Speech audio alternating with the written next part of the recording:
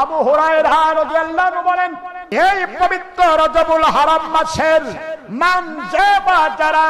সমা রোজা রাখবে, ইয়াউমা মানে দিন,